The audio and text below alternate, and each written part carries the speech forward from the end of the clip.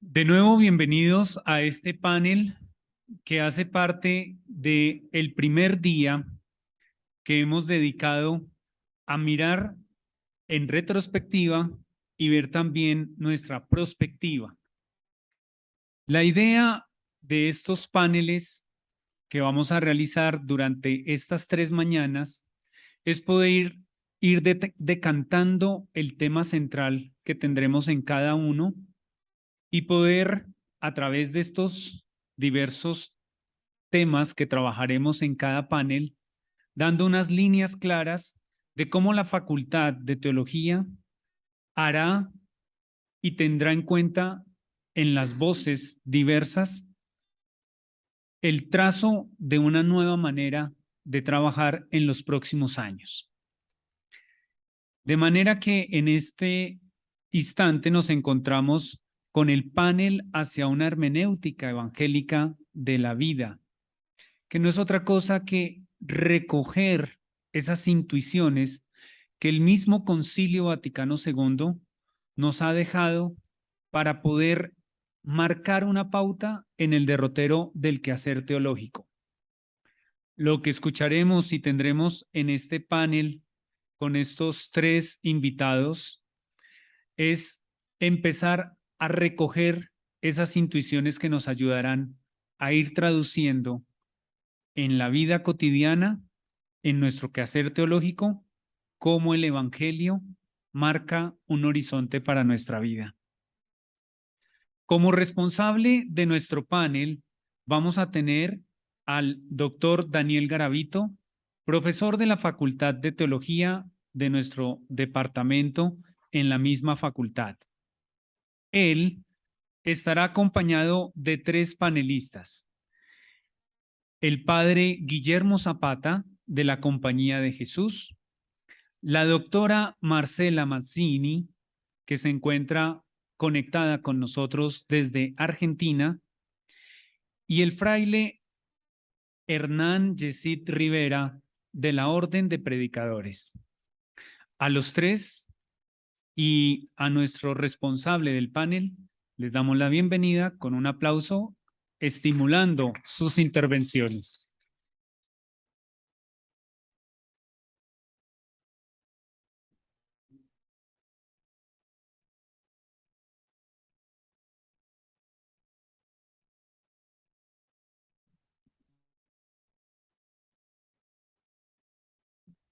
Buenos días para todos y todas.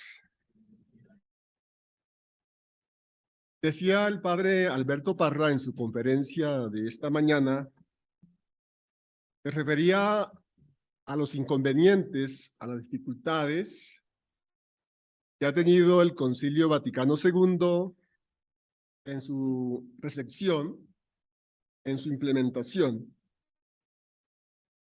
En esa misma línea, creo yo,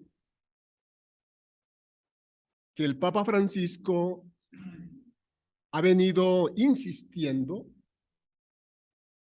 en varios de sus comunicados, en varios de sus eventos, buscando recordar la importancia de hacer una teología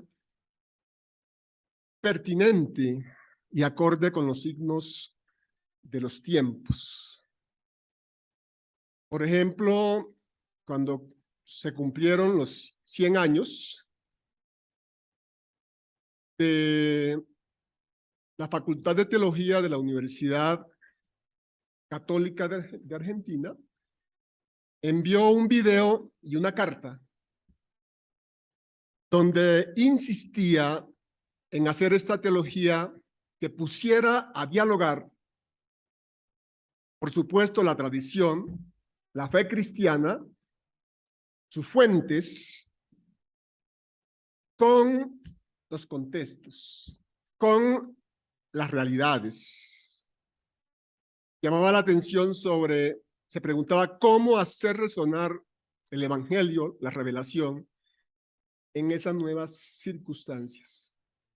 Y es ahí donde empieza a hablar, encuentro esa primera afirmación sobre su invitación a hacer una teología como hermenéutica evangélica de la vida.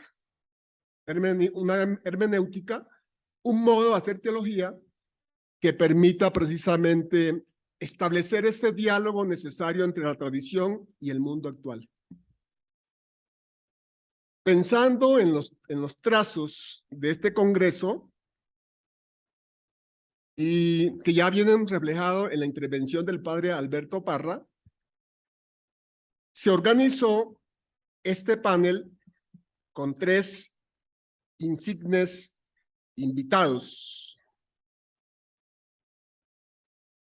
El padre Guillermo Zapata, muy conocido, muy querido en nuestra facultad, sacerdote jesuita, la doctora Marcela Mazzini, de la Universidad Católica de Argentina, y Hernán Yesid Rivera, la Orden de los Predicadores.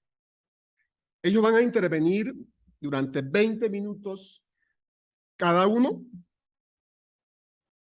de tal manera que después habrá un espacio para preguntas, para diálogo con el auditorio. Yo les pedí que me enviaran un extracto de sus hojas de vida, pero creo que en este sentido me enviaron una pequeña síntesis de lo que han estudiado y de lo que hacen, de lo que han hecho. Entonces, en primer lugar, voy a presentar al padre Guillermo Alfonso Zapata Díaz, sacerdote jesuita. Su conferencia se titula Francisco, Furia Hermenéutica, Iglesia de los Descartados. Él es profesor titular de la Facultad de Filosofía de la Pontificia Universidad Javeriana. Es doctor en Filosofía de la Pontificia Universidad Gregoriana, magíster en Filosofía de la Pontificia Universidad Javeriana, magíster en Teología de la Pontificia Universidad Javeriana, magíster en Estudios Políticos de la Pontificia Universidad Javeriana, especialista en resolución de conflictos de la Pontificia Universidad Javeriana, licenciado en Filosofías y Letras de la Pontificia Universidad Javeriana y teólogo de la Pontificia Universidad Javeriana.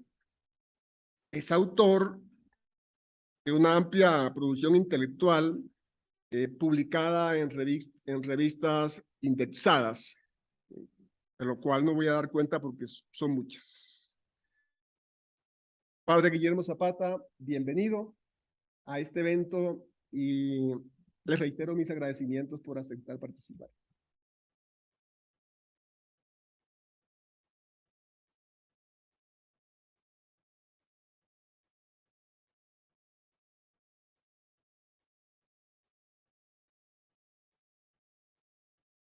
Bien, con una felicitación a la facultad por sus 85 años. De todas maneras, es la casa madre donde hemos nacido a esta manera de creer. He titulado entonces esta conferencia Francisco, Fuerza Hermenéutica de los Descartados. Acápite, dimos albergue y corazón a ese huésped. Ahora habita en nosotros. Federico Nietzsche. No hay duda, según afirma Gerald von Rad, que el cristianismo es una religión profética. En estos últimos tiempos se han presentado grietas que inflige la sacudida de cambio a la vieja autocomprensión, en la que irrumpe la nueva hermeneusis, traducirla como interpretación, con la presencia del Papa Francisco, obispo de Roma, la sede de San Pedro, que en su viaje acá despachó desde una modesta silla de ruedas, la nueva sede del Papa, la silla de ruedas. Luego de haber cruzado las calles polvorientas de Roma con sus zapatos viejos, busca ovejas perdidas. Mario Bergoglio, timón de la iglesia del siglo XXI, barca sacudida en medio de intensas tempestades, sigue al Cristo viviente, al resucitado que le anima a lanzar de nuevo las redes de una iglesia comprometida y misionera en medio de los pobres. Sensibles como estamos al clima, es posible añorar para nuestro futuro próximo una nueva primavera eclesial aún incipiente, recogiendo las semillas esparcidas del reino en todas las culturas, etnias y todos los rincones de la tierra. Semillas que como tizones aún encendidos conservan el fuego que ha traído el Señor y quiere que ahora esté ardiendo. Desde la clave de la contemplación para alcanzar amor de los ejercicios ignacianos, 221, y de sentir la alegría y el gozo intenso de tanta gloria del resucitado, coeficiente evangélico que aparece en todos los escritos del Papa. El gozo que parecía esconderse a la sombra de la cruz, ahora se muestra por la fuerza, vehemencia, furia y la esperanza de una iglesia profunda en tiempos del Espíritu. Con la actualidad profética de quien sacude las viejas estructuras, Francisco nos interpela con el impulso de una nueva hermeneusis del Evangelio, inspirada en el sacerdocio profético al servicio de un pueblo en permanente éxodo, que vive la sinodalidad como la primera iglesia con rostro pluricultural, que abre a todos los descartados sus puertas, llegando hasta las periferias y extramuros para encontrarse con el primer Pentecostés. Los discípulos y discípulas en esta gran riqueza de carismas, la nueva ministerialidad eclesial, dando testimonio vehemente de las palabras de San Pablo. Es hora en que despertemos del sueño. La noche va pasando, el día está encima. Vistámonos con las armas de luz y andemos como en pleno día con dignidad. He dado algunos subtítulos para ir recorriendo la participación, pero solamente voy a leer los primeros, pero si alguno está interesado, con mucho gusto le hago llegar el resto. Francisco, Furia Hermenéutica de la Iglesia de los Descartados. Primer subtítulo es El Papa, un outsider, el obispo de los zapatos viejos. Francesco, il poverello di Roma. Poverello es como poveraccio, es como mendigo, no es propiamente pobre, sino como lo que aquí llaman los descartados y los desechables. Gracias, muy amable. Una nueva sede del Papa, la silla de ruedas. Faltan 1000 noches para que salga el día, porque apenas está despuntando lo que el padre Parra decía de que había una especie de endormecimiento del Concilio Vaticano II que fue en cierta forma como clausurado. El eco de la voz de los sin voz, incipiente primavera eclesial, la alegría de creer. Comienzo con la furia hermenéutica de los descartados, y furia no es rabia, sino que furia es fuerza. Hay una escuela de los ingleses que se llama Cuando decides hacer. O sea que el Papa dice a través de lo que hace. No son teorías, sino que es precisamente su acción profética. Martin Heidegger ha acuñado el término facticidad para referirse, comillado, que así es de hecho la vida y así se da. Heidegger, Obras Completas, volumen 58. En ella se revela y manifiesta y encubre nuestro ser en situación. Facticidad es realización de mi existencia en el horizonte de la vida en el espíritu, que desde sus propias metamorfosis se abre como lugar, tiempo, historicidad. De modo, comillado, que nuestra vida es nuestro mundo, dice Heidegger. Esta fenomenología de la vida es la que queremos abordar presentando el tema en este panel hacia una hermenéutica evangélica de la vida, lo que Paul Ricoeur llamó la atestación de demencia ontológica.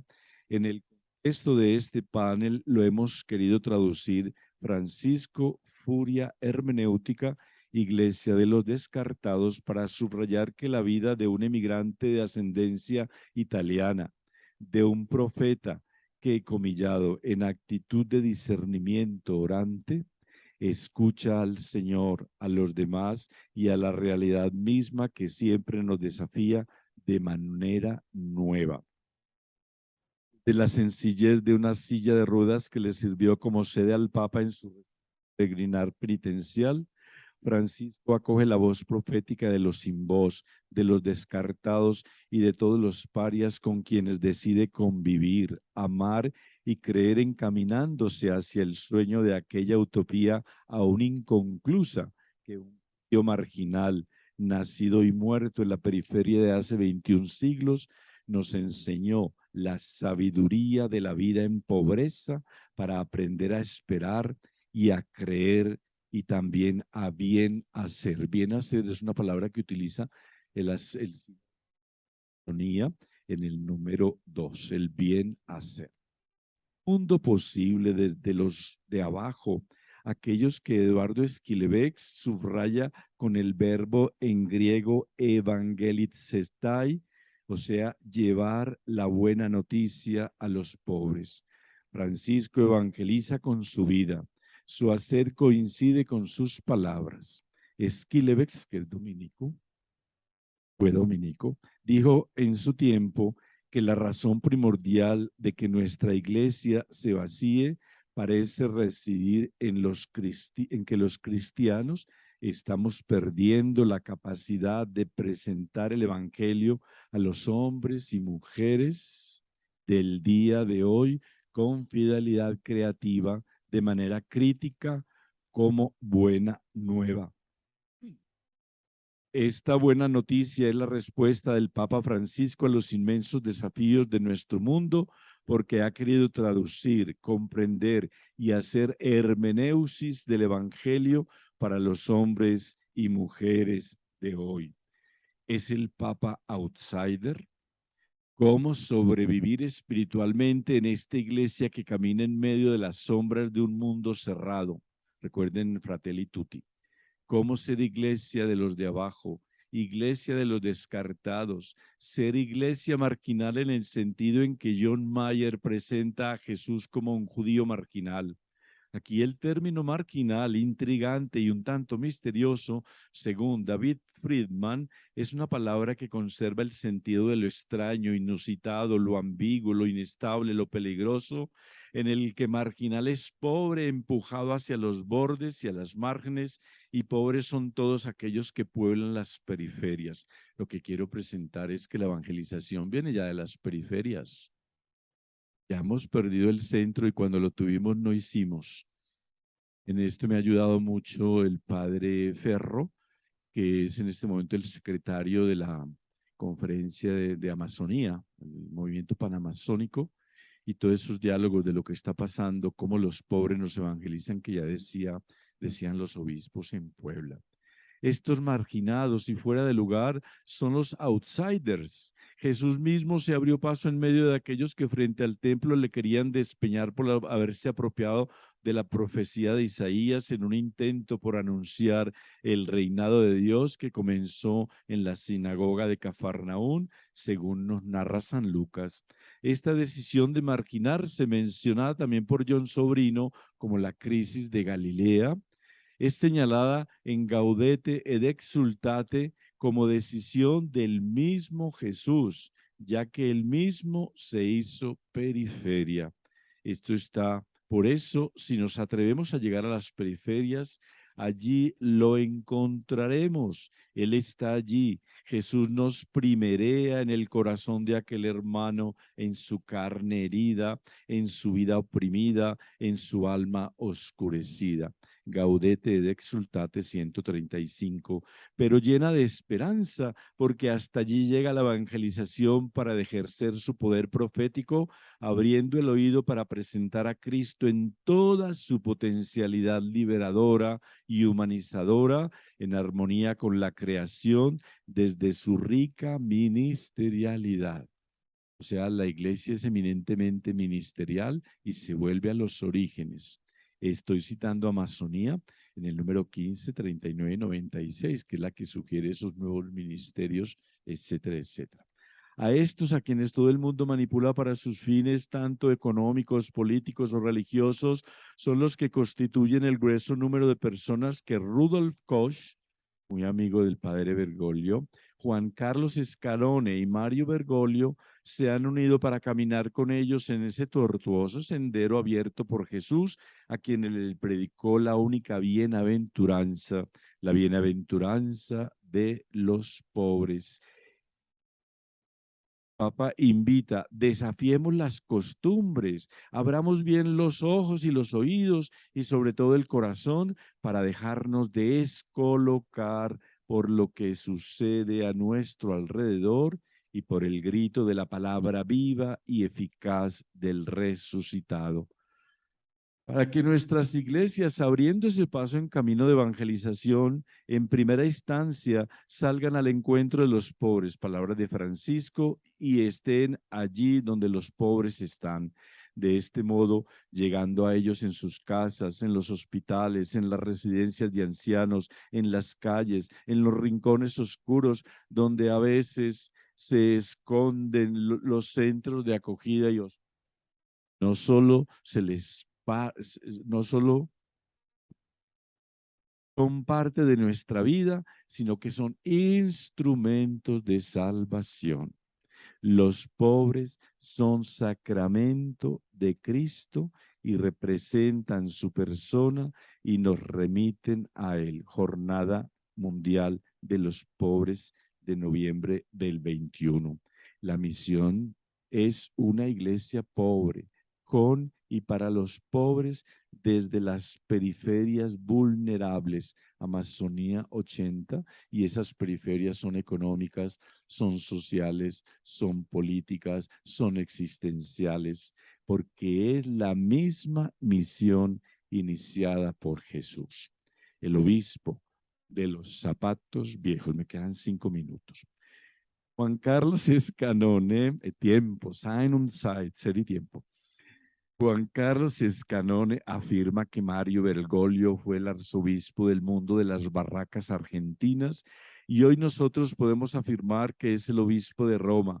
Mario Bergoglio recorre las calles periféricas de la Città Eterna con sus zapatos viejos que traía consigo desde Argentina, en busca de estos descartados, recordando aquella contemplación de que la iglesia es misión vivenciada en los ejercicios espirituales ignacianos del llamado del Rey Eternal que hace a los ejercitantes apasionados para seguirle, comillado. El que quiere venir conmigo ha de alegrarse de comer como yo, y así de beber y vestir, y asimismo ha de trabajar conmigo para que así tenga parte conmigo en la victoria, como lo ha tenido en los trabajos. Ejercicios espirituales 92. Estar tan inmerso en medio del rebaño en actitud vigilante, oler a oveja, a calle, a malecón, a trajín sin descanso y sin baño mañanero, ser uno en medio de todos aquellos habitantes de los márgenes que privados del poder, del tener o del saber, comillado, Escanone, son quienes viven y manifiestan la cultura común del pueblo. Además, los humildes poseen ese potencial de libertad humana, esa fuerza de liberación y evangelización para quienes la justicia es como una traición a todos. El magisterio de Francisco emerge de ese éxodo en las periferias geográficas, existenciales, económicas, y se abre a la escucha de lo intercultural de personas de buena voluntad de toda la humanidad, y no solo desde la fe que compartimos, sino que alcanza a tantos hombres y mujeres en donde palabra y acción están tan íntimamente unidas y van perfilando una pastoral que nace allí donde se vive.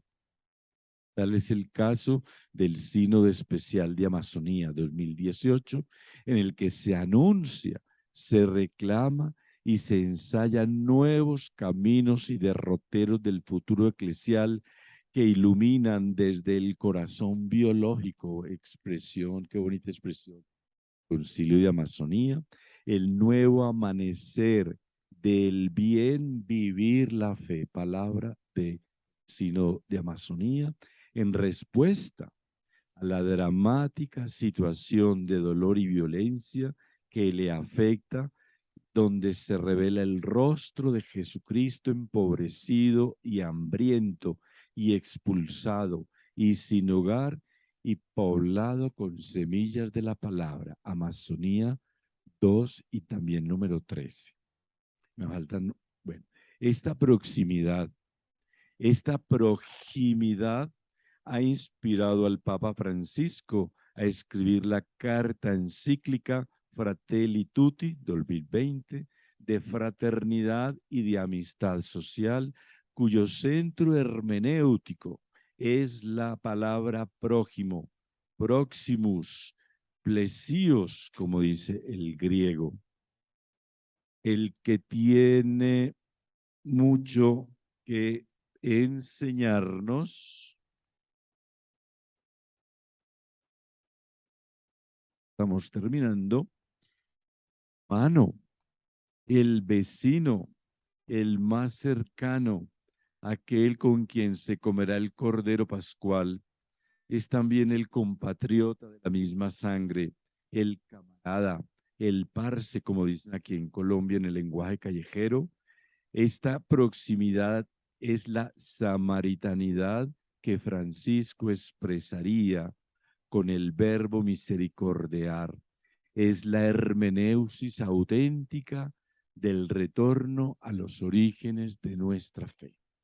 Es el principio de una nueva primavera que este poverello di Roma anuncia desde su vida. A pesar de que hace documentos, el mejor documento es su testimonio y su vida misma de profeta, de sacerdote, de compañero sinodal que camina con el pueblo y tiene olor a oveja.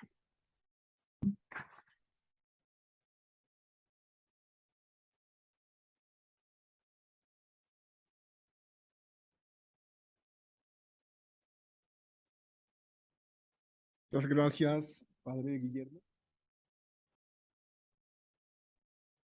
En las motivaciones de esta hermenéutica, podemos otear la pregunta: ¿qué significa hacer teología que relacione, que cierre la brecha entre las prácticas y la reflexión?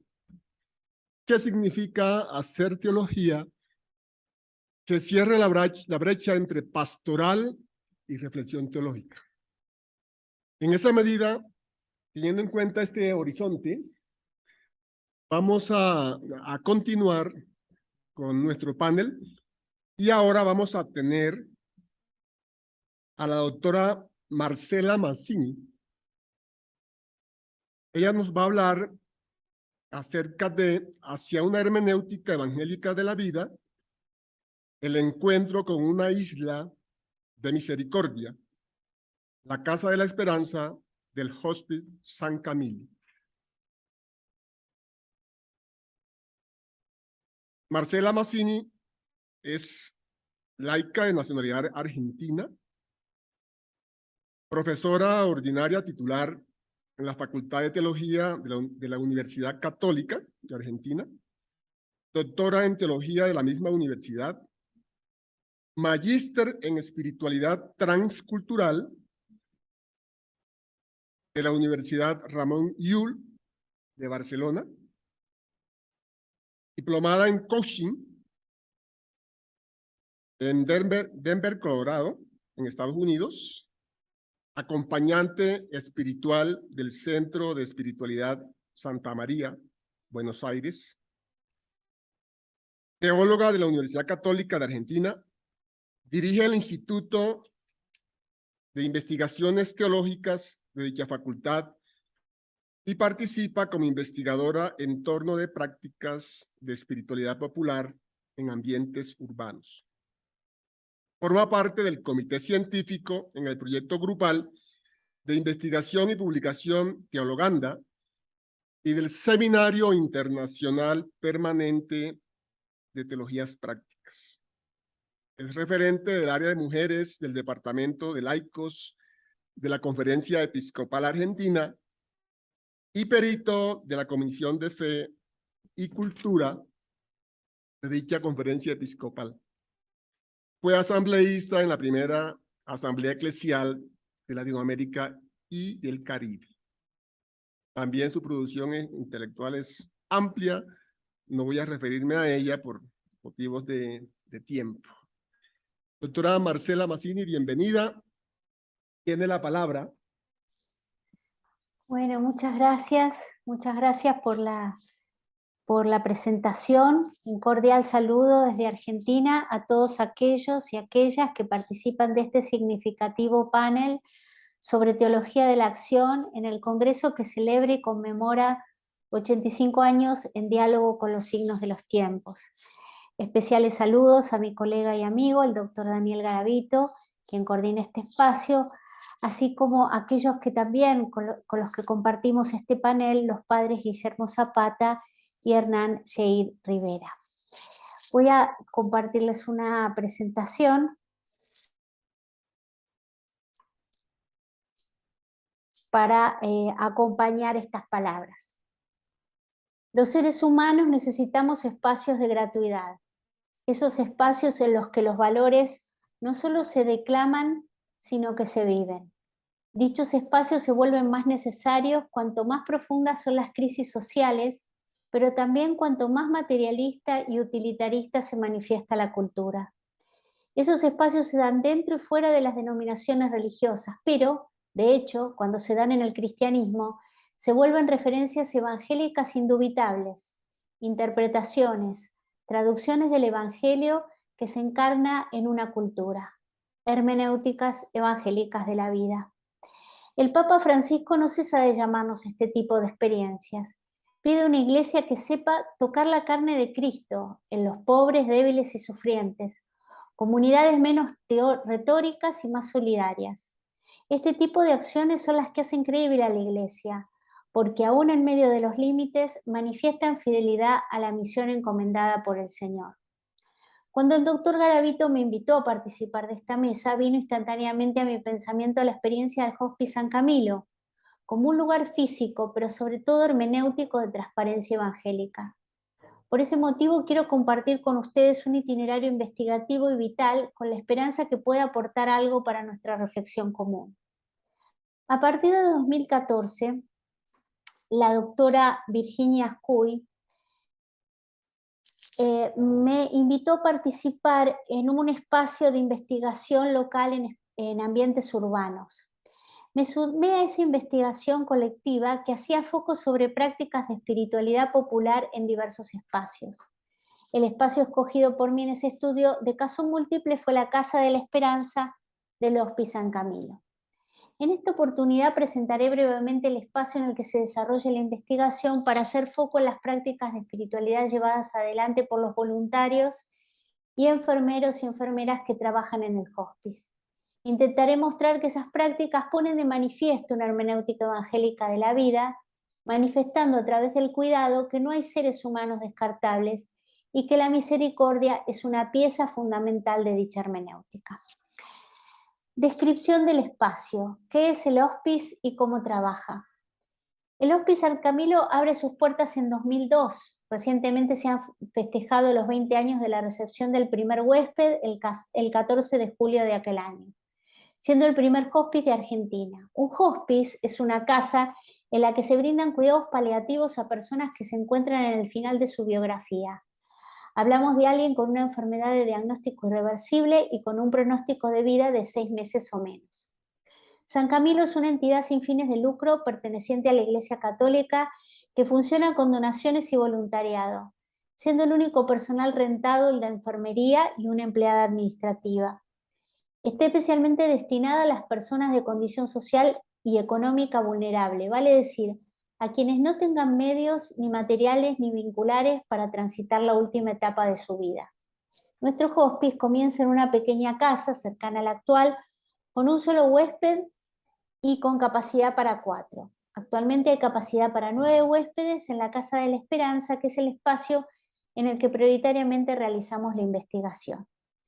Desde el inicio de 2012 se calcula que se han acompañado unas 2.100 personas en las 3 modalidades de acompañamiento que se acostumbran realizar, vale decir, allí en la Casa de la Esperanza, en el seguimiento en los domicilios y también en los hospitales.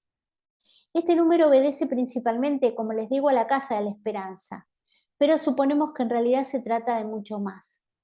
En el cuidado hospice se procura que las personas en final de vida y sus familias estén directamente involucradas en la toma de decisiones y en la ayuda al ser querido, acerca de cómo y dónde quieren pasar el resto de sus días, intentando aportar los recursos que hagan falta. Uno de los mayores temores de las personas que transitan una enfermedad que amenaza su vida se refiere al dolor. En el final de la vida no debería haber dolor. Es muy importante tratar este y otros síntomas que pueden surgir e interferir en el proceso de vivir esta etapa con paz y dignidad. El hospice reconoce y alienta la importancia de la dimensión espiritual, de modo tal que los huéspedes y sus familias puedan compartir sus sentimientos religiosos con los voluntarios, los agentes de pastoral y el capellán del hospice o con sus propios ministros según el credo. Todos los credos son bienvenidos en el hospice.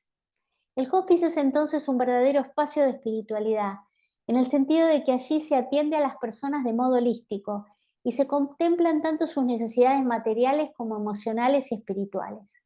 Acompañando la vida y el trance de morir, se presta atención a la cuestión del sentido y a las diversas inquietudes existenciales y religiosas que los huéspedes van planteando. La Casa de la Esperanza como una isla de misericordia. La Casa de la Esperanza es el lugar para llevar adelante el cuidado hospice para aquellos que no tienen un espacio apropiado para transitar su último tiempo de vida o que no disponen de personas que los puedan acompañar. Donde aparecen los voluntarios del hospice, sea en el hospital, sea en la casa de un enfermo o donde fuere, parece que ese espacio es un lugar donde se ha declarado el amor y la misericordia. Así como hay regiones donde se declara la guerra, tristemente viene a nuestra memoria la guerra de Ucrania y otras guerras que se sostienen en distintos lugares del mundo, por oposición, donde aparecen estos hombres y mujeres, queda declarada irreductiblemente la misericordia, recordándonos lo que el Papa Francisco nos decía en su mensaje de Cuaresma unos años atrás. Nos decía, cita, queridos hermanos y hermanas, cuánto deseo que los lugares en los que se manifiesta la Iglesia, en particular nuestras parroquias y comunidades, lleguen a ser islas de misericordia en medio del mar de la indiferencia. Fin de la cita. Si bien esto se recrea en cualquier lugar que ellos y ellas actúen, en la Casa de la Esperanza esta atmósfera misericordiosa se refuerza. Cicely Saunders recuerda, la fundadora del movimiento Hospice, Cicely Saunders, que desde la antigüedad en latín existe una palabra para designar el lugar en el que cálidamente un anfitrión recibe un huésped. Ese lugar es el hospicium. Con el correr de los siglos, esa significación se perdió y ella, la doctora Saunders, funda o retoma en 1967 el movimiento Hospice con esta filosofía: una casa para enfermos en situación de fin de vida, donde los pacientes son tratados sobre todo como personas.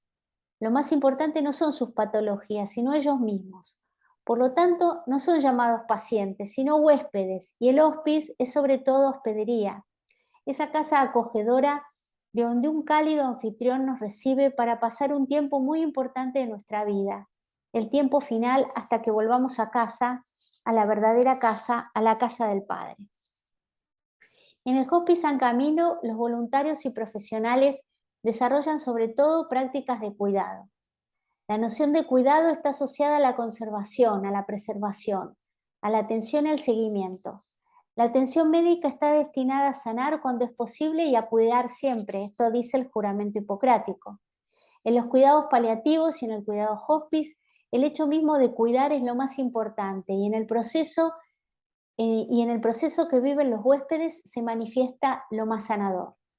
La licenciada Cintia Alvarado, coordinadora de enfermería del hospice, es una persona que se define a sí misma como toda enfermera, alguien a quien le gusta cuidar.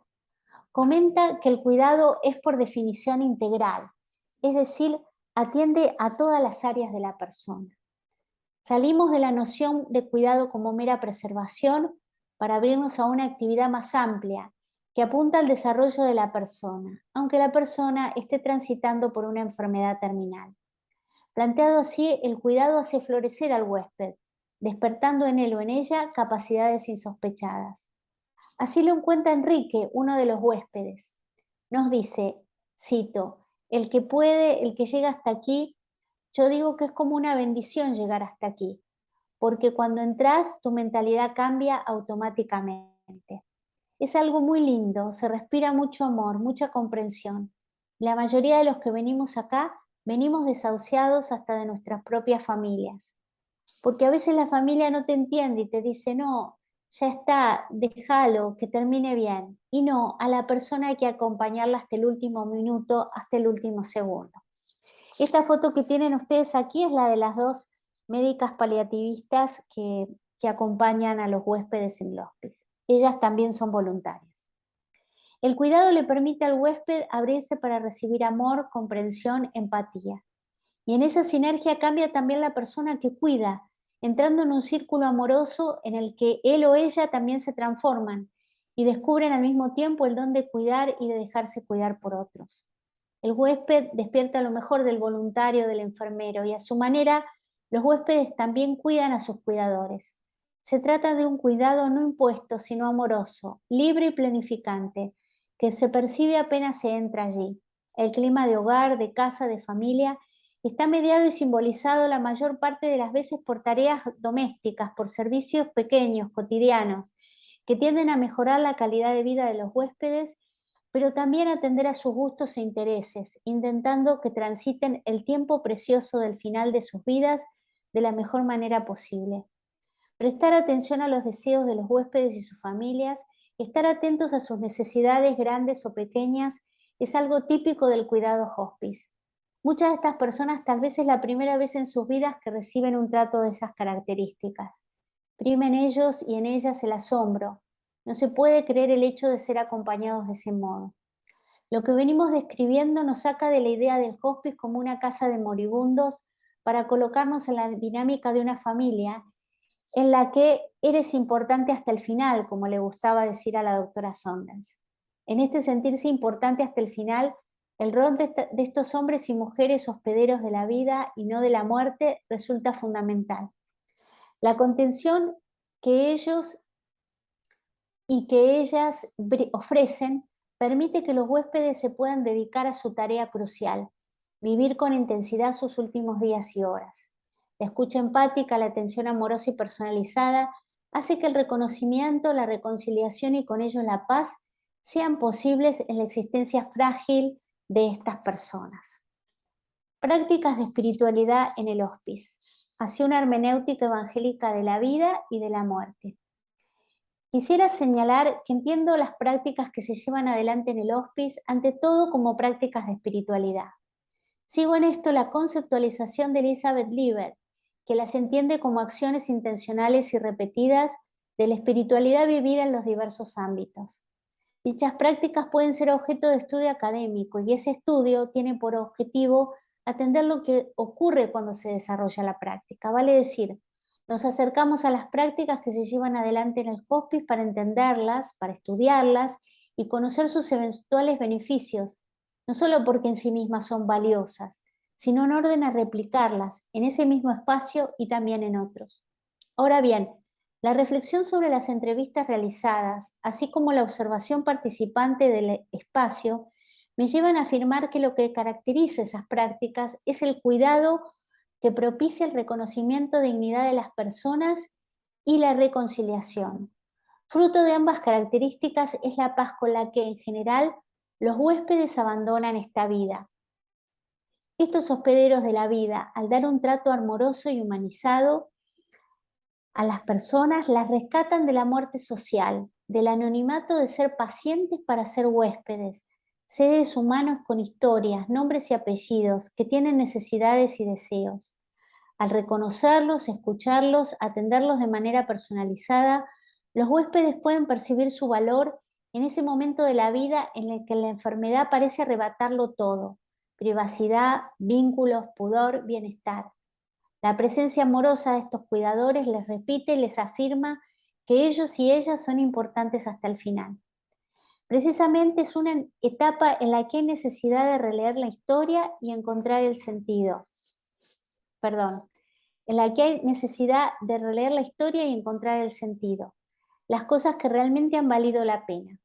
Surge la necesidad de narrar lo acontecido, lo experimentado, sufrido y gozado.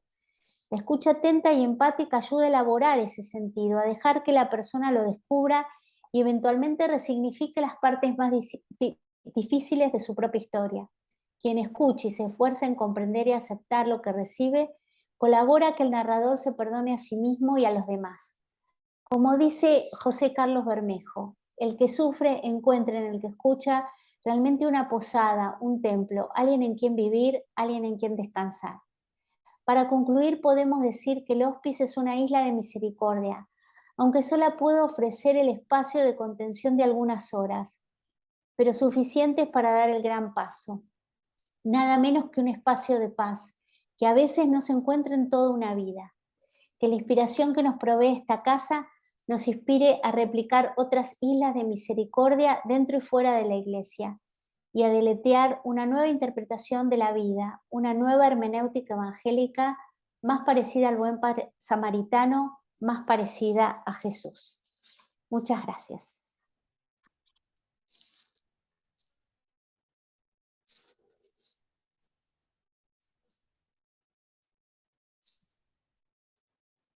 Agradecemos a la doctora Marcela Mazzini su intervención y su preocupación de hacer teología desde las prácticas.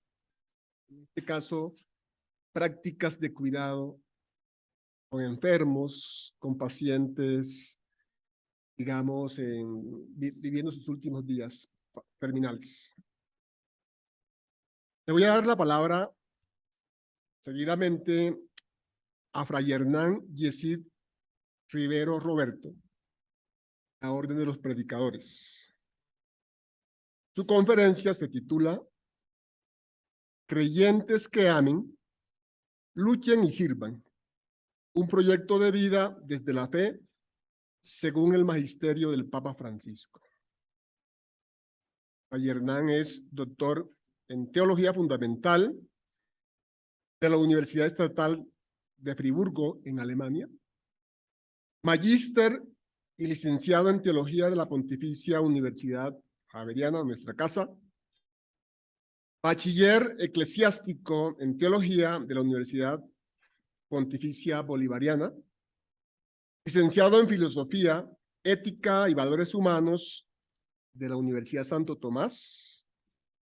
Ha participado como ponente en algunos eventos nacionales e internacionales sobre teología, cultura, educación y ecoteología, y asimismo ha escrito algunos artículos, capítulos de libros sobre esta temática. Actualmente se desempeña como decano de la División de Filosofía y Teología de la Universidad Santo Tomás y como docente investigador de la Facultad de Teología de esta misma institución de educación superior.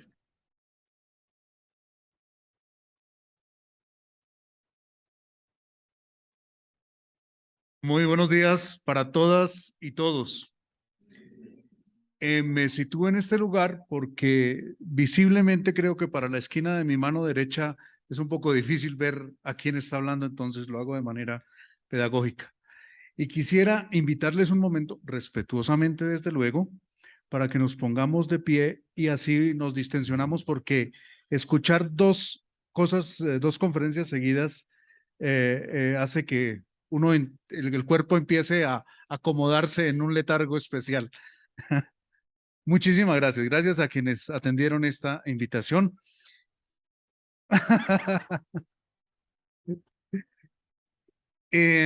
Agradezco inmensamente la invitación que me han hecho. Obviamente nos podemos sentar ya.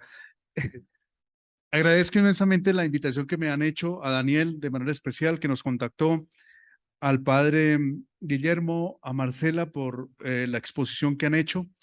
Efectivamente, después de muchos años, he vuelto a este lugar que es mi casa, haciendo memoria de uno de los grandes maestros, el maestro que tuve muy grande, a quien recuerdo de todo corazón, Rodolfo Eduardo de Rug, de feliz memoria y que de Dios goce, ¿no?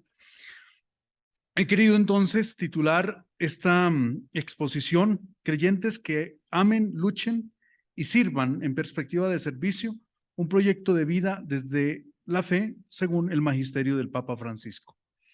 Y quería comenzar expresando que uno de los retos que siguen siendo para nosotros actuales un permanente desafío, tiene que ver con saber ser intérpretes de la realidad, aquello que ya nos hablaban antes en la gran ponencia de la mañana, intérpretes de los signos de los tiempos, ¿no? Y de eso creo yo que tenemos un amplio conocimiento por nuestros estudios en teología, por las conferencias que ya hemos escuchado. Sigue siendo un reto, de manera especial para las teólogas y los teólogos. Es decir, esa relación de la vida misma, de lo que acontece en el mundo. En cada época de la historia han tenido lugar situaciones, acontecimientos, transformaciones y desafíos que señalaron y señalan cambios o alertas respecto del presente y futuro de la humanidad, así como del planeta Tierra, nuestra casa común. Frente a este panorama, es oportuno y pertinente que desde la teología se haga un reconocimiento e interpretación de aquello que acontece en el mundo, de tal forma que se realicen reflexiones y acciones acertadas, que por una parte den cuenta del Dios amigo de la vida, como bellamente lo expresa el libro de la sabiduría, quien se revela en la historia, y por otro lado, estas respondan a las problemáticas que experimentan la humanidad y que son una amenaza para la existencia de la creación, como tantas veces lo hemos escuchado últimamente. Primera parte, entonces, relacionar la fe y la teología con la vida, un reto que plantea el magisterio del Papa Francisco. A través de discursos, entrevistas, alocuciones y documentos magisteriales, el Papa Francisco quiere recordar a la humanidad que es el Evangelio la fuente principal de vida, caridad y servicio, de tal forma que al beber de esta fuente, la fe y la realidad no estén separadas la una de la otra o en continua disputa, sino en estrecha relación. Es a partir del Evangelio de Jesucristo que Francisco comunica al mundo sus mensajes de fe, esperanza, caridad, justicia, fortaleza y alegría, así como sus preocupaciones, incertidumbres, denuncias y dolores respecto de las situaciones de injusticia e inhumanidad que atraviesa justamente este planeta.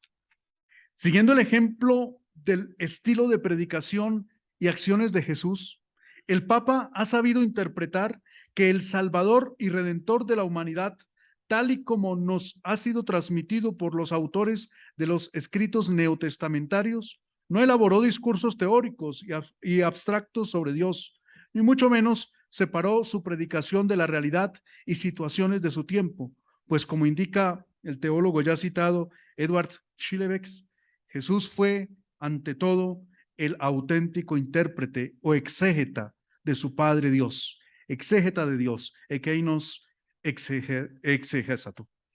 y al mismo tiempo un experto en la praxis del reino de justicia y liberación para la humanidad. De esta manera, como hemos escuchado tantas veces, encontramos en Jesús a un ortopráctico, uno que relaciona muy bien justamente esto de la vida, un hermeneuta de la vida, y ya más adelante vamos a ver un poco la categoría ortopraxis. En este orden de ideas, se puede entender la importancia que el Papa Francisco da al Evangelio como motor de fe, vida y caridad, y su relación con la realidad y situaciones de las personas.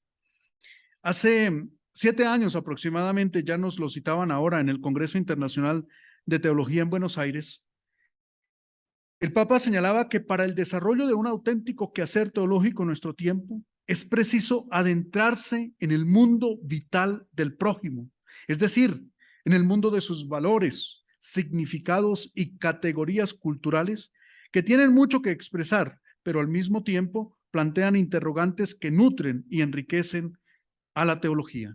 En palabras de Francisco, comillas, las preguntas de nuestro pueblo, sus angustias, sus peleas, sus sueños, sus luchas, sus preocupaciones poseen valor hermenéutico que no podemos ignorar si queremos tomar en serio el principio de encarnación.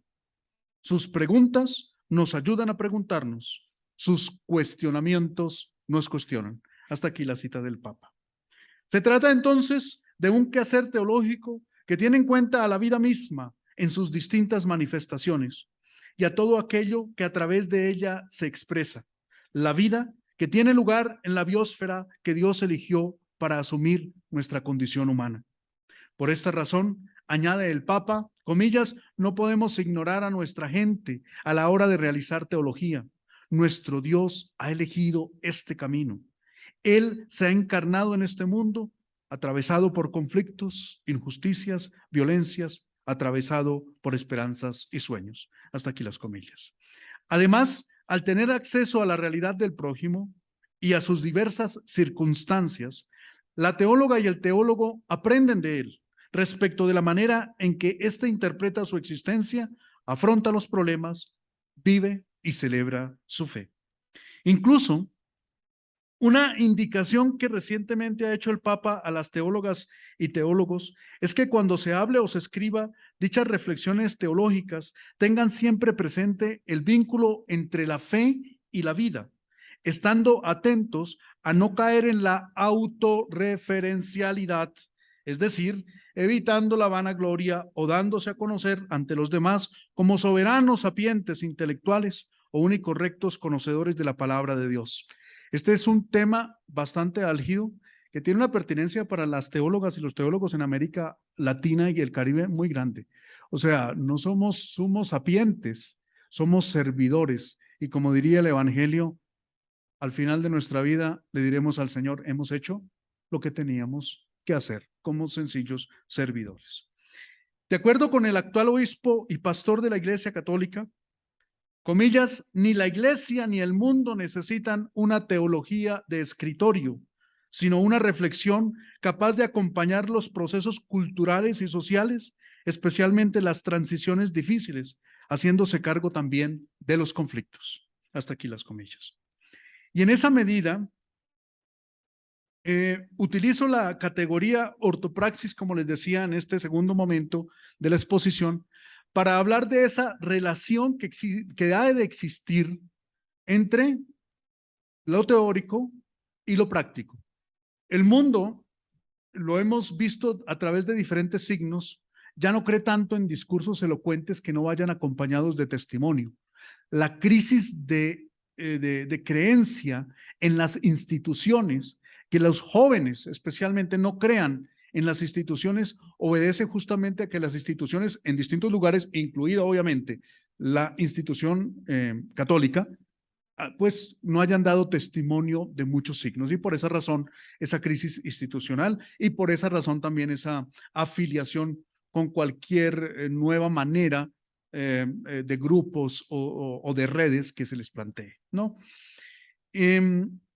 Curiosamente, es el Papa Francisco quien ha sabido realizar una vida ortopráctica. Y lo digo también por él y por muchos otros, pero de manera especial porque es una cabeza visible, o sea, más de uno seguramente comparte esa felicidad y esa alegría de la cual hablaba también el padre Alberto Parra, de sentir que algo pasó en la iglesia para bien, de sentir que ese hombre que tiene todas las posibilidades y además la validez para pronunciarse ante el mundo entero frente a tantas circunstancias, lo esté haciendo. Que no guarde silencio, justamente un silencio que a veces es omisivo, ¿no? Y hemos escuchado también ya algunos testimonios a propósito de los pobres que hacía el padre Guillermo, pero para mencionar algunas cosas que llaman mucho la atención, que ustedes lo saben perfectamente. Primer viaje oficial del Papa Francisco es a Lampedusa. No es a un lugar de los normales, es a un lugar de la periferia. Así muchos otros signos que nosotros conocemos, ir a visitar a inmigrantes, lavarle los pies el Jueves Santo a encarcelados, en fin, una cantidad de signos que no son accidentales, que no son sencillamente por mostrarse, sino que dan cuenta de algo mucho más profundo, de la fe que habita en él y que ha de habitar por lo demás en la iglesia. Además, otro signo muy importante que a veces pasa desapercibido es que en el momento en que fue elegido papa, el obispo y cardenal argentino Jorge Mario Bergoglio inició con un programa de vida y misión para la iglesia. La opción por el nombre de Francisco indicaba ya aquello que podría ser su proyecto de pastoreo y gobierno. Seguramente sus colegas no llegaron a sospechar que el hoy Papa Francisco fuese a elegir ese nombre para su pontificado, pero él, consciente y seguro de su opción amorosa por el Evangelio y por las personas más frágiles y descartadas de la sociedad, así como del carisma de paz y bien para todos, de su fraternidad universal con los seres humanos y la creación, elige el nombre del Santo de Asís para continuar con la tarea de restaurar a la iglesia, ese hospital de campaña, a propósito de la práctica ya que nos hablaban ahora, lleno de heridos, con diferentes clases de sufrimiento que buscan al Dios de Jesucristo y que necesitan ser curados. Finalmente, una conclusión un poco amplia.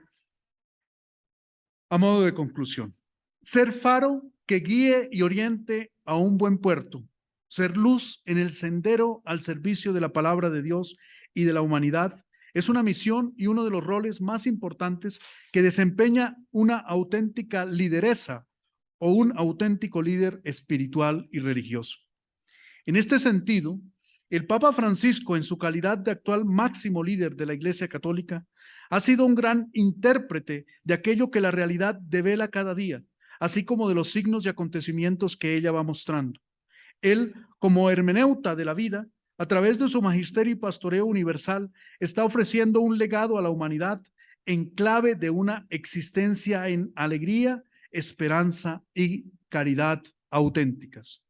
A través de diferentes signos, gestos y palabras, el Papa motiva e invita al mundo creyente en primer lugar, pero también al no creyente, para que desde la sencillez, la fraternidad y la sororidad, la solidaridad y el amor, el perdón y la reconciliación, se construyan y establezcan puentes comunes que unan y que permitan luchar y trabajar por un planeta más justo y solidario, un mundo que sea signo visible del amor y el servicio sin límites ni restricciones, el cual justamente fue predicado por Jesús. Por ejemplo, vale la pena recordar que en su visita a Colombia en septiembre de 2017, Francisco mismo se presentó no como el máximo jerarca de la iglesia, sino como un peregrino de paz y de esperanza en medio de esta nación abatida por la violencia, la corrupción, la pobreza e injusticia. Asimismo, como discípulo y seguidor contemporáneo de Jesucristo, el Papa propone y motiva a que todo proyecto de vida desde la fe cristiana, centrado en el Evangelio, sea realizado y vivido diariamente desde la alegría, pero no desde la amargura o la nostalgia. Qué curioso, la palabra alegría, además de muchas otras, es una categoría muy importante para el Papa Francisco. La santidad no tiene que ver con la seriedad o la tristeza. Gaudete et exultate. El evangelio debe ser una alegre proclamación. Evangelii Gaudium. La verdad, la búsqueda de la verdad, el texto del cual nos hablaban en la primera ponencia con el padre Alberto Parra, debe ser una verdad alegre, la alegría de la verdad, Veritatis Gaudium. Con lo expuesto hasta aquí, se ha podido señalar entonces que las y los creyentes en primer lugar, pero también toda persona, independientemente de su credo, pueda beber de toda la doctrina o toda la enseñanza del Papa Francisco. Tenemos un legado de enseñanzas, exhortaciones y motivaciones para la vivencia diaria de la fe que profesamos.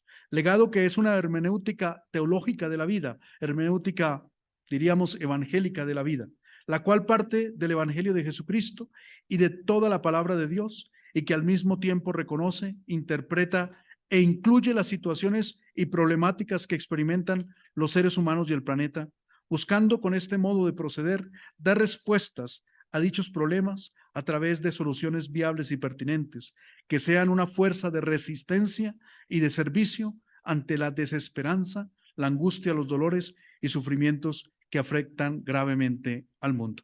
Muchas gracias por su escucha.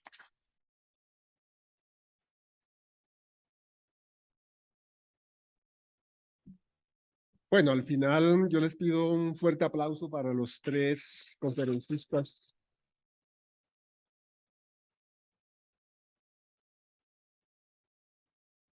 Y como dice Johann Baptist Metz, que la teología más que dar respuestas se pregunta, vamos a pasar ahora a un espacio de diálogo con nuestros panelistas.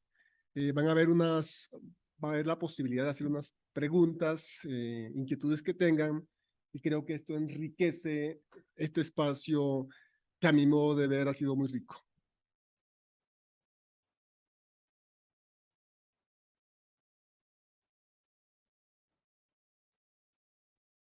Daniel me ha pedido hacerle las preguntas. Entonces Padre Guillermo, creo que voy a empezar con las suyas, después voy con la doctora Marcela y cerramos con las suyas, Padre Hernán. Dos primeras preguntas, Padre. ¿Cómo hacer una hermenéutica evangélica dentro de conflictos familiares y sociales como lo son uniones no sacramentales entre parejas del mismo sexo y de sentido opuesto, hijos con padres anónimos, comunidad LGTBIQ? Esa es la primera. La segunda, hablar de los pobres como instrumento de salvación, incluso como sacramento de Cristo, ¿no involucra cierta instrumentalización de los pobres, que ellos son tratados como medio y no como fines? Y aquí hay otra pregunta y con esa ya le podría dar la palabra. Dice que las mujeres han sido outsiders dentro de la iglesia. Desafiar la costumbre ha sido suficiente para mí. Reinterpretar y transformar la ministerialidad de las mujeres. La pregunta, ¿cómo comprender el hecho de que sus relaciones, por ser reconocidas dentro de la iglesia, sean de igual condición que la de los varones?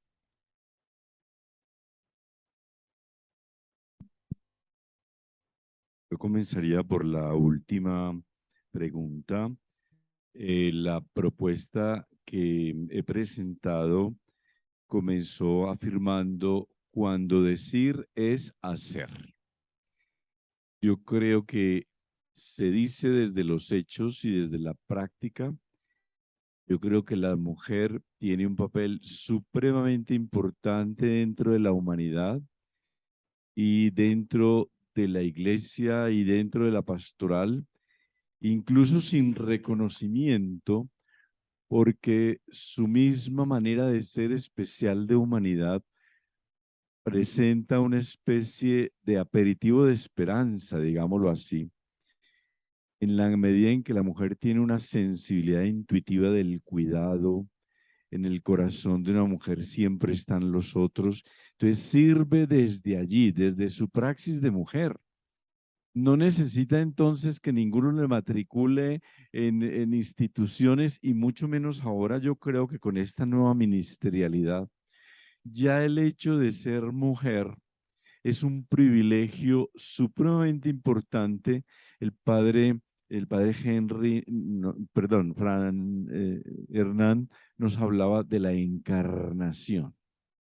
El misterio central del cristianismo es la encarnación.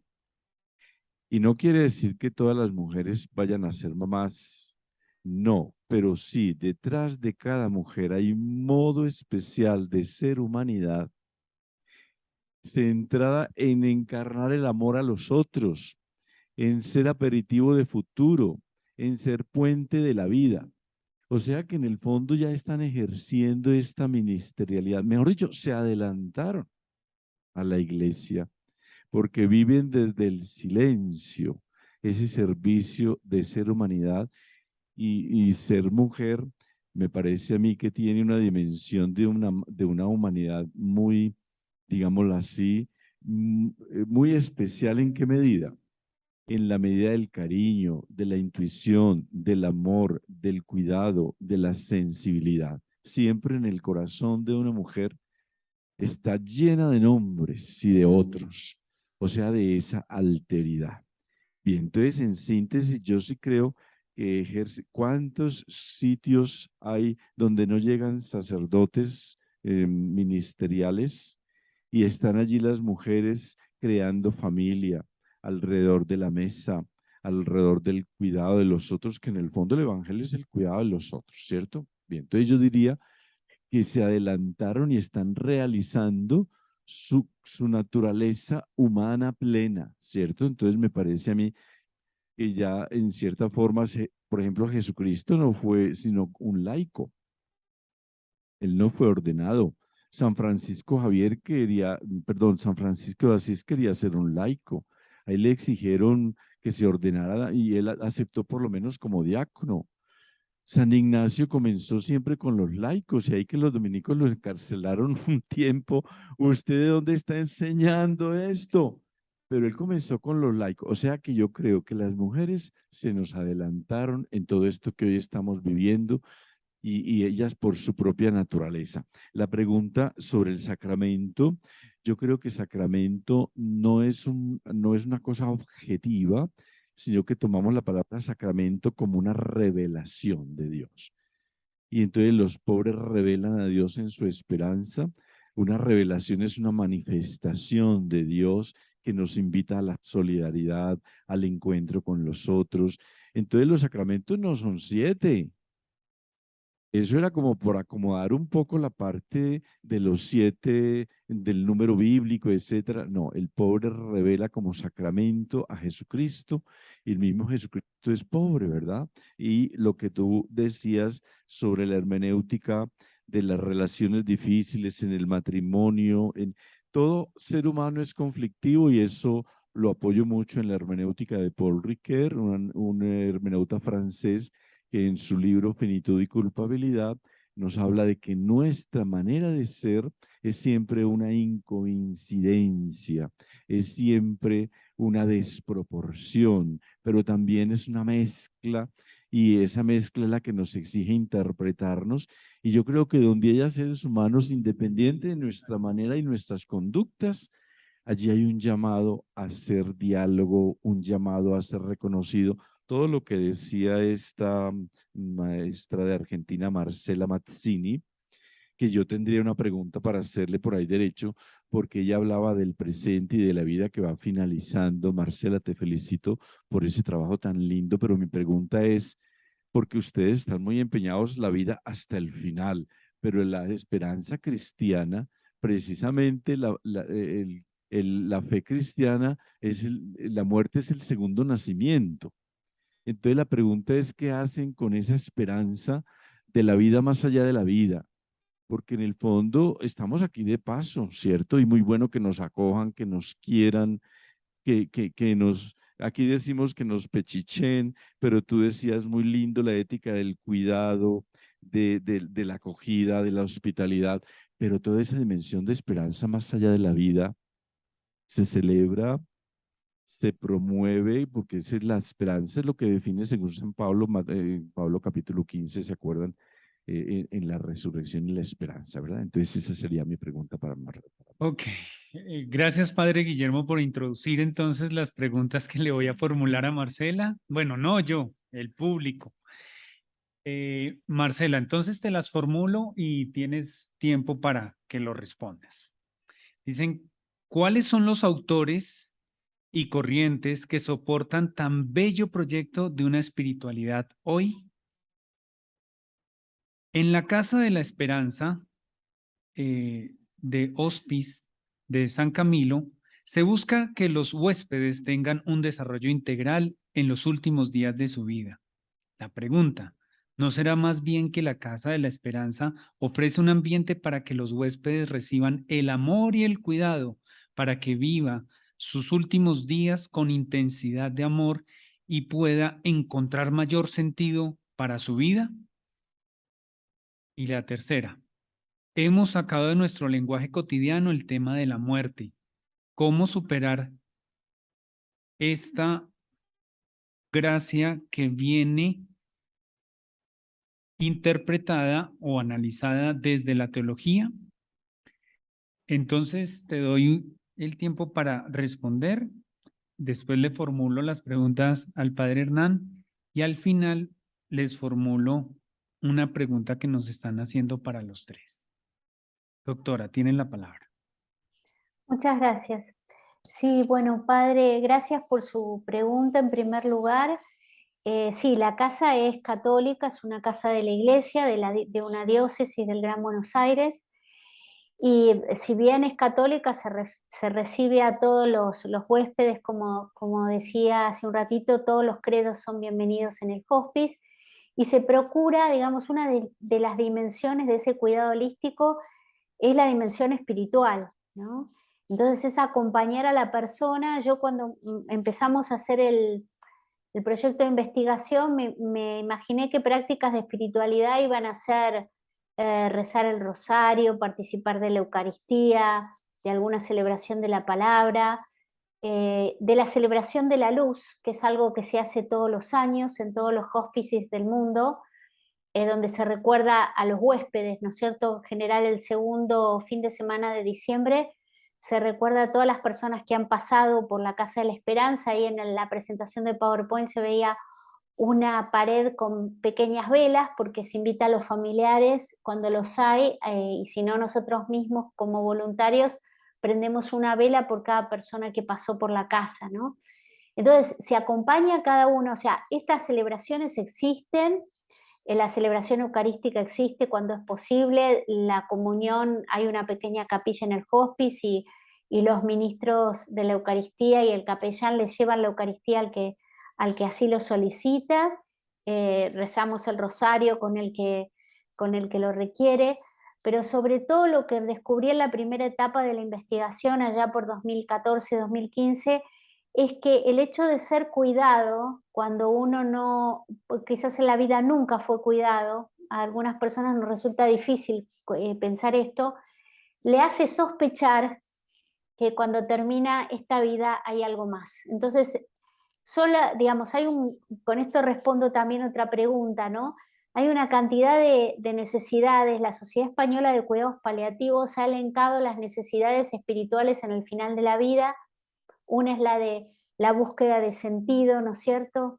La otra, por ejemplo, es la pregunta por qué sucede después. Y mi experiencia de estos años me dice, en mi experiencia como voluntaria, también soy voluntaria de la institución ahora, ingresé como investigadora y después me transformé en voluntaria también. Y las entrevistas que hicimos con método cualitativo, con entrevista etnográfica, hasta ahora me encontré una sola persona que me dijo que pensaba que cuando cerrara los ojos se terminara todo, pero me dijo, a lo mejor me llevo una sorpresa y es como ustedes dicen. Porque este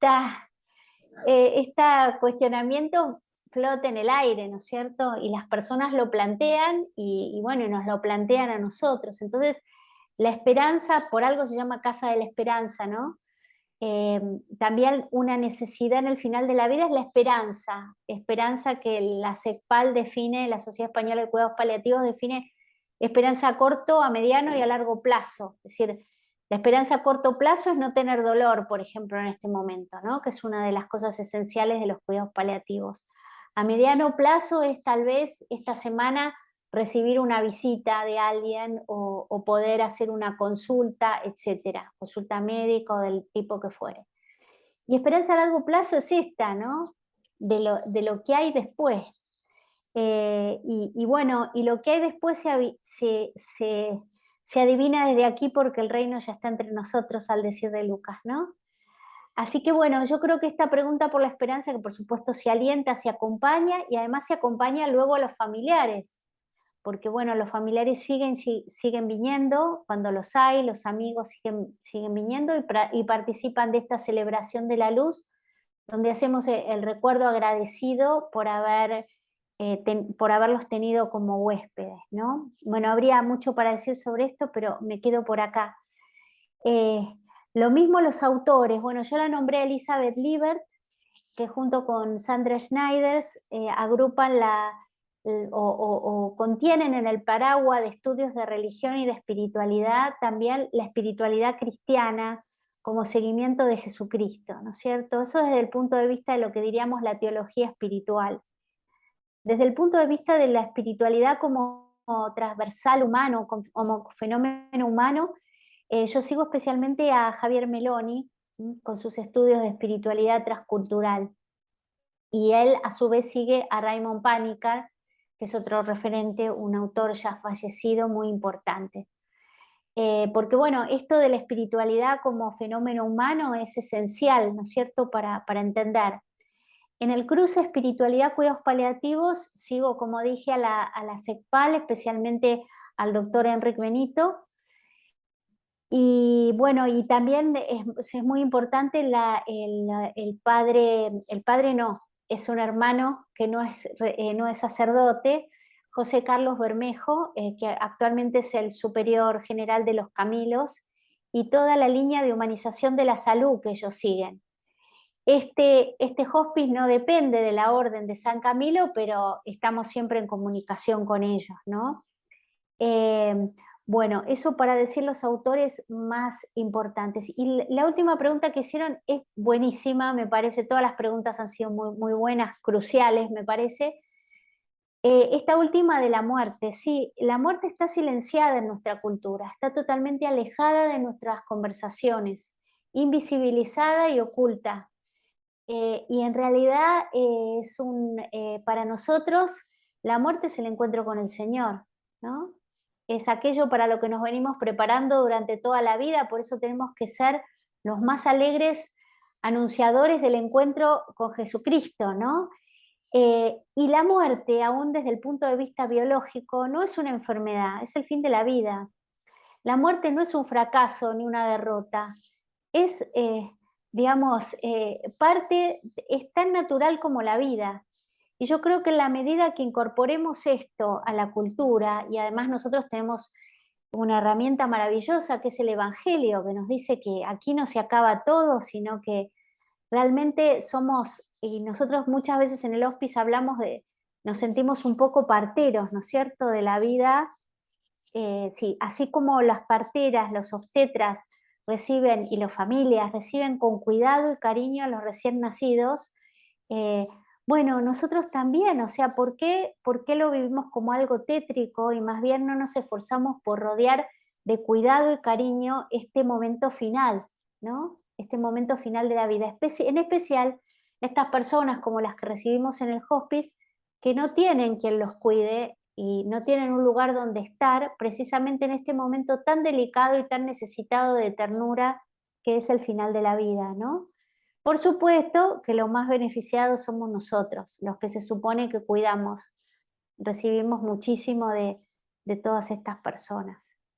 Bueno, creo que más o menos con esto estuve hablando de algo de lo que me preguntaron. Sí. Muchas gracias, doctora Marcela. Este panel, a diferencia de otros que muchas veces está sobre el tiempo y no alcanzan a hacer uno las preguntas, está al contrario. Todavía tenemos, con la mirada del padre Hernán, coordinador de todo el Congreso, todavía tenemos media hora.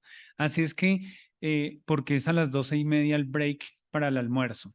Entonces, me voy a permitir hacer 3 preguntas para Fray Hernán. Luego voy a plantearles una pregunta que les hacen a los 3 y remato la ronda de preguntas con una pregunta.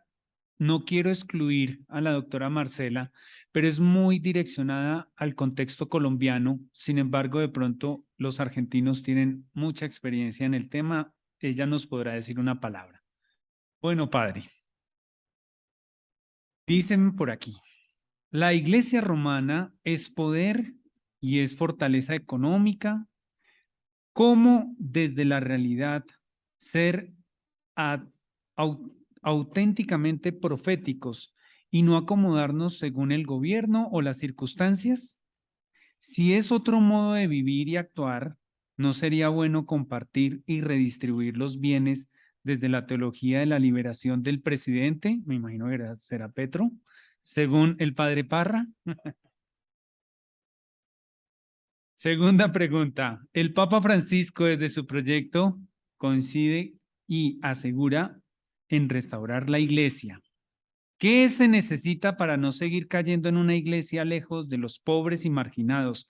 Es decir, en una iglesia en salida, dejando a un lado tanta jerarquía y zona de confort de muchos sacerdotes y religiosos que han dejado el contexto sinodal. Y tercera pregunta, ¿cuáles serían las metodologías más necesarias para transitar a unas formas de hacer teología desde las periferias?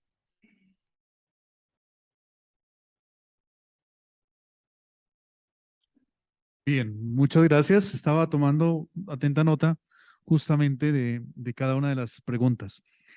Les agradezco inmensamente por las preguntas porque permiten iluminar algunos aspectos.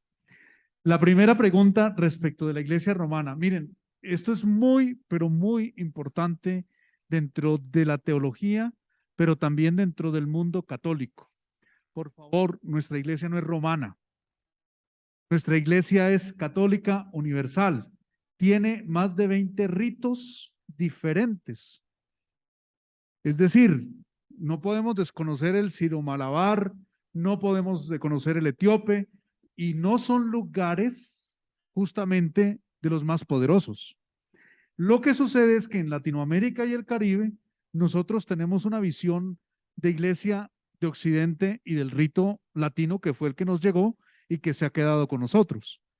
Pero la iglesia es mucho más amplia y aquí no quiero entrar en un conflicto, ni más faltaba, de salvaguardar o hacer una apologética de la iglesia en cuanto a institución jerárquica, porque aquí la lucha es justamente contra una de las maneras de ser iglesia dentro de la iglesia católica, una de las tradiciones que es la tradición latina o romana, que efectivamente, como está en un ambiente occidental romano de su tiempo, pues tiene unas influencias históricas para algunos no tan gratas y para otros necesarias de cambiar.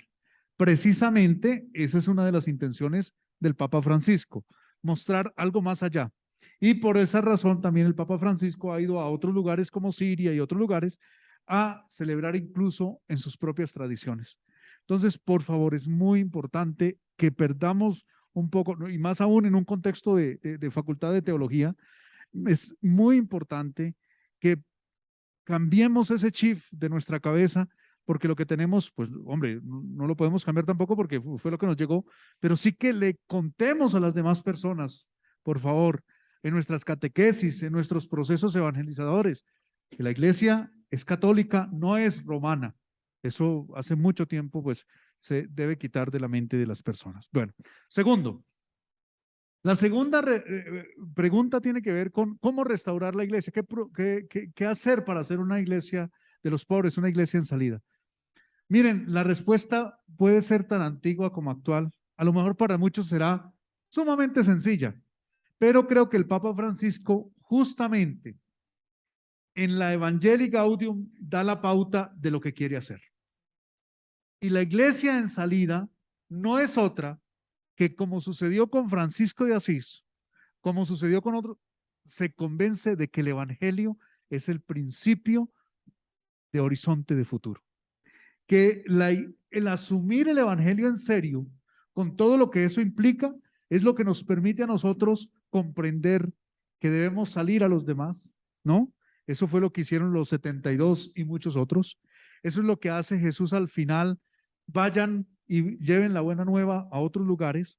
Es lo que hacen los apóstoles.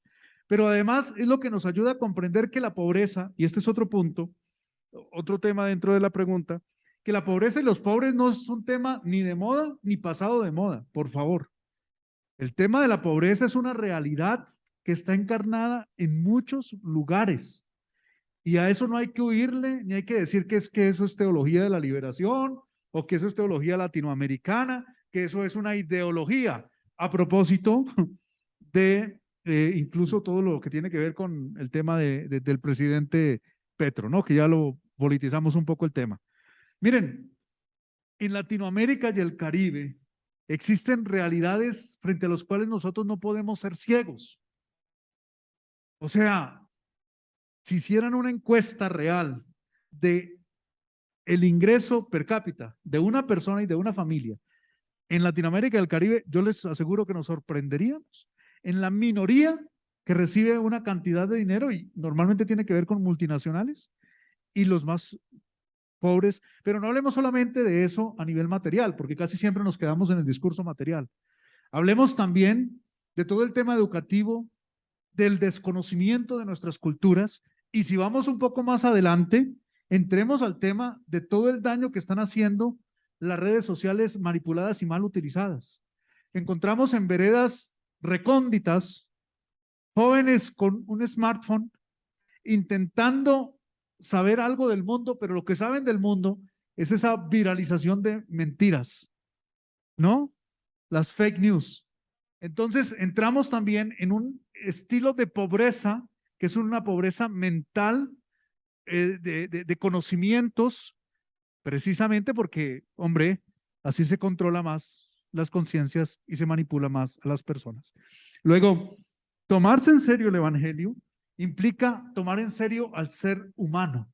Ya nos decían ahora en la primera ponencia el padre Alberto, yo lo digo de otra manera como lo diría Metz, toda teología es una autobiografía. Es decir, conocemos también, a propósito de no tomarnos en serio el Evangelio, que muchos clérigos actualmente, muchos religiosos y religiosas, se subieron de estrato. O sea, vienen, la mayoría de nosotros venimos de hogares humildes. Y esa es una realidad, no es una falsa humildad. Pero en el momento mismo que nos posicionamos, como que el Evangelio es una manera de vez en cuando, como que la estrategia de la palabra de Dios pues está ahí, pero ya pasamos a un segundo nivel y más aún en estos países donde la pobreza es más visible, esto sí que se hace. Y un añadido, y esto con neoclericalismo, ahí sí, latino y romano, pues es un caldo de cultivo sumamente peligroso que nos impide ver que la iglesia debe estar en salida, que siempre lo ha tenido que estar. Lo decían esta mañana, la sinodalidad es una reactualización de algo que ya estaba atrás. Metodologías, wow. Pues yo les cuento que existen muchas maneras de abordar las situaciones. Recuerden que el Papa Francisco utiliza en la Evangelii Gaudium justamente la figura del poliedro. El poliedro es una figura que tiene diferentes aristas, pero todas suman para una sola figura, ¿verdad? Entonces, existen ya varias metodologías, procesos evangelizadores en las parroquias, maneras de abordar las situaciones. Está todo el tema amplio del ver, juzgar y actuar. En fin, no podríamos tampoco matricularnos con un solo método o una metodología, porque eso sí resulta peligroso. Hay que adecuarnos también y adaptarnos a las formas de las situaciones. O sea, en Colombia, por ejemplo, deben funcionar diferentes proyectos porque nosotros somos pluriculturales y nuestras historias políticas, sociales, económicas han sido diferentes a su manera como han funcionado en otros lugares. Uno de los, a uno a veces le llama la atención uno de los problemas cuando la campaña de Petro era, es que seremos Venezuela, es que seremos tal, es que seremos tal. Hombre, el desconocimiento histórico de nuestro país, y sin querer decir bueno o malo políticamente, pero el desconocimiento histórico de nuestro país nos lleva a mirar que esta historia del país nunca ha sido de extremas izquierdas, jamás, jamás lo ha sido. Sencillamente tenemos lógicas diferentes. Pero para concluir, cada lugar tiene unos medios y unas maneras de abordar la realidad, ¿cierto?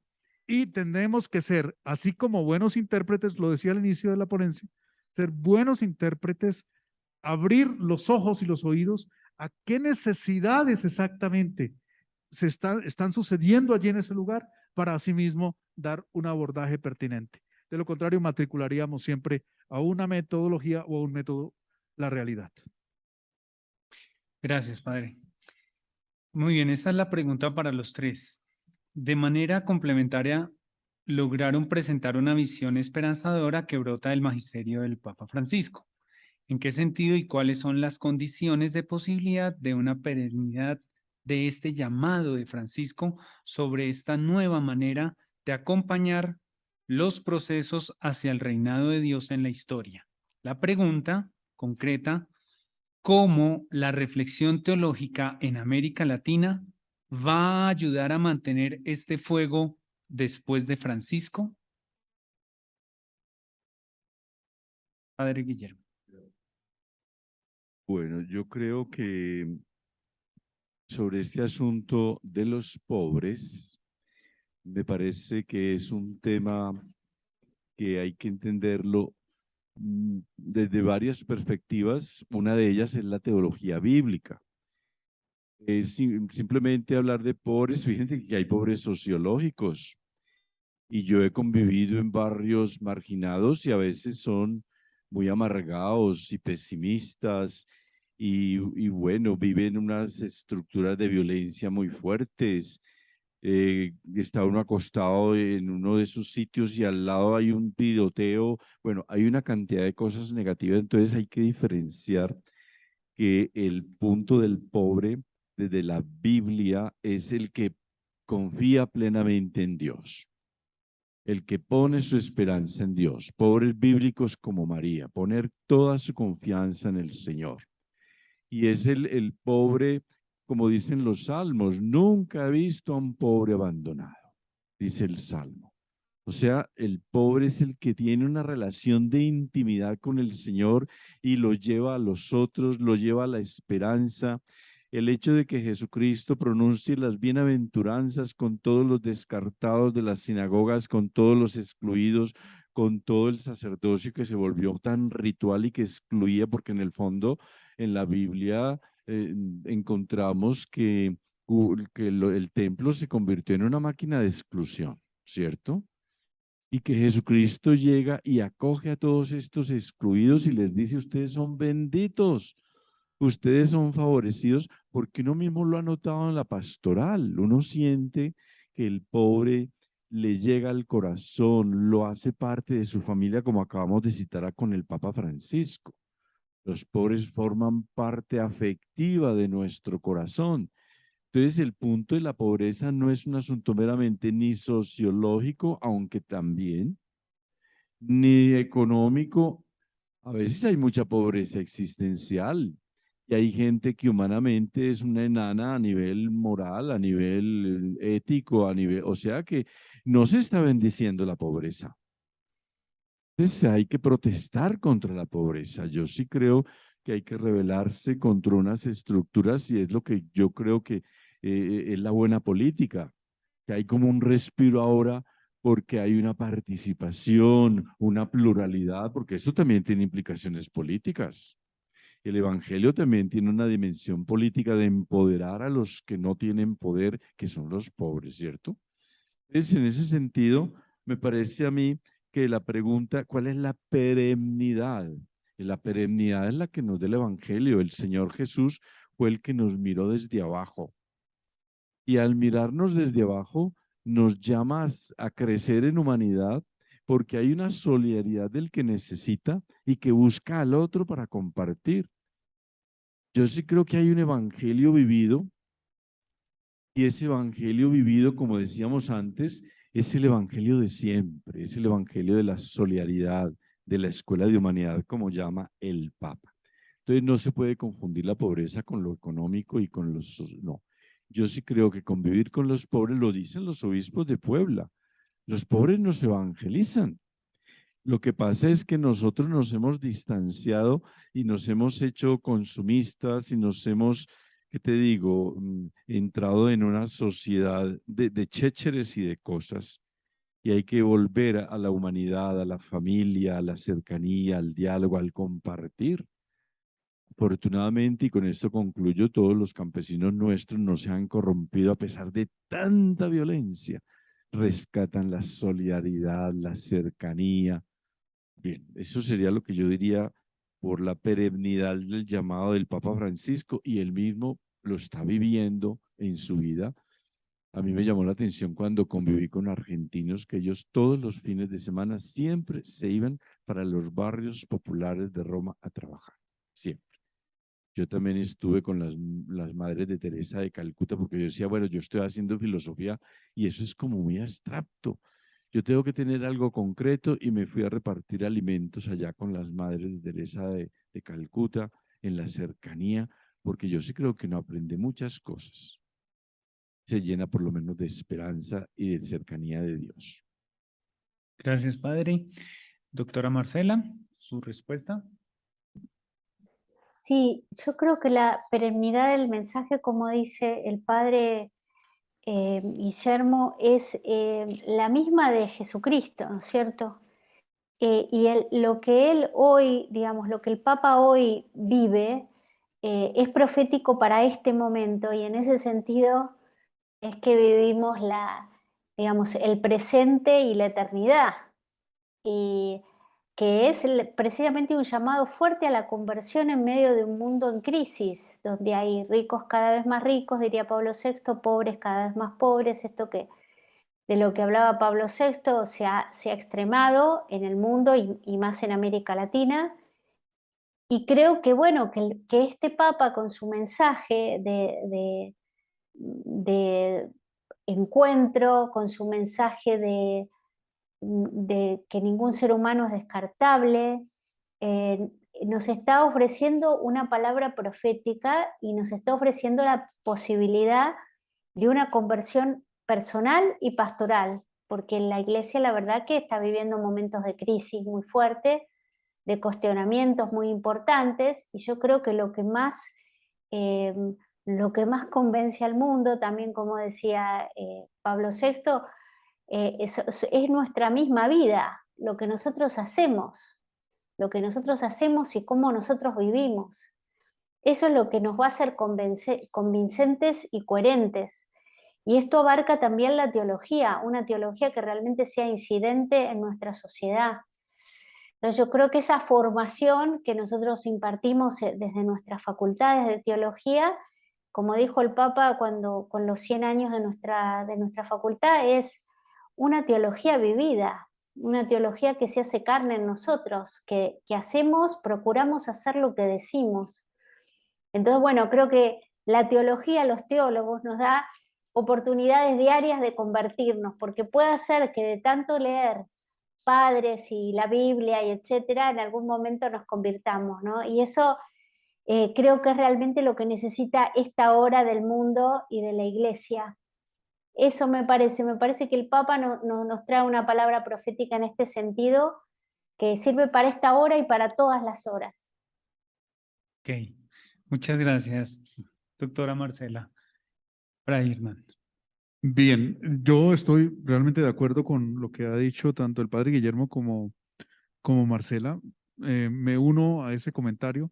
Solamente agregaría algo, y es, creo yo que uno de los ejercicios teológicos que están pendientes y que siguen pendientes tiene que ver con la sistematización de esas experiencias, nosotros tenemos demasiadas experiencias pastorales en Latinoamérica y el Caribe, por ejemplo, pero muy poca sistematización de las mismas. Y la sistematización equivale a tener una memoria de lo contrario, vamos a repetir experiencias del pasado, prácticas del pasado, y vamos a ver que en muchos barrios donde hemos estado, veredas donde hemos estado, vino uno nuevo con el famoso complejo de Adán. Antes de mí no había nada.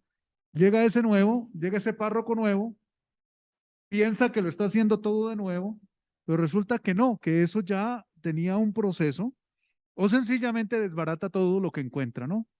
Entonces creo yo que esos buenos ejercicios pastorales y prácticos deben ir muy acompañados de una sistematización de los mismos, para que hagamos historia, para que hagamos memorial de lo que ha acontecido y así, de alguna manera, incluso aprendamos de los errores del pasado, nos proyectemos hacia el futuro y valoremos lo que hemos hecho como experiencias significativas. Eso yo le añadiría. Ok, Fray Hernán, muchas gracias. Con la venia de Daniel, voy a hacer un cambio metodológico y es que la pregunta ya no se las voy a plantear a los panelistas.